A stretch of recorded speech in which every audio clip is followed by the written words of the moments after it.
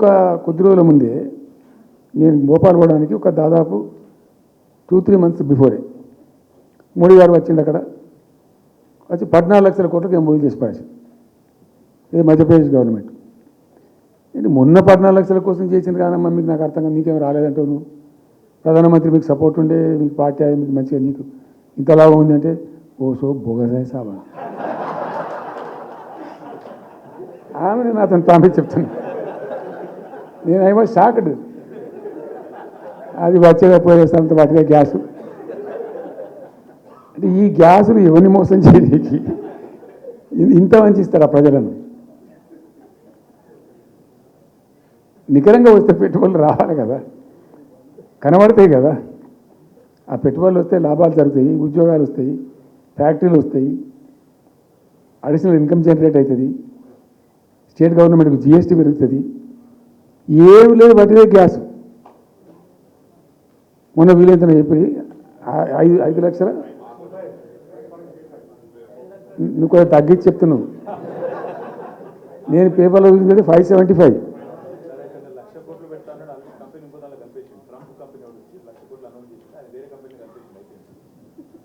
ఇట్లా ఇది ఏమి ట్రంప్ రోడ్ గింపి అంటే ఏం పంచాయతీ?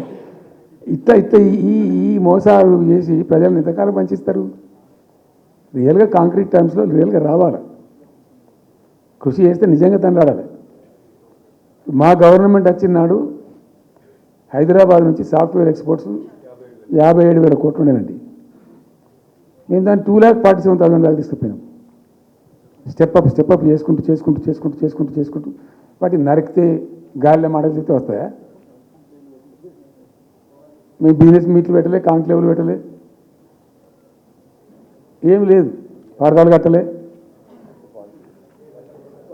బెస్ట్ పాలసీ చేస్తే ఆటోమేటిక్గా అట్రాక్ట్ అయి వస్తారు. నేను చెప్పిన అప్పుడు ఆయన ఉండే పాప, ఆయన చీఫ్ సెక్రటరీ కూడా రిటైర్ అయ్యిండు, ఆయన పేరే ఉండే మాధవరావు అల్లుడు ప్రదీప్ చంద్రకు చెప్తే ఆయన పాలసీ తయారు చేయమని చెప్తే తెప్పించండు. పాపం చాలా దేశాలకు తెప్పించండు. ఒక 50 సార్లు రిజెక్ట్ చేసిండు.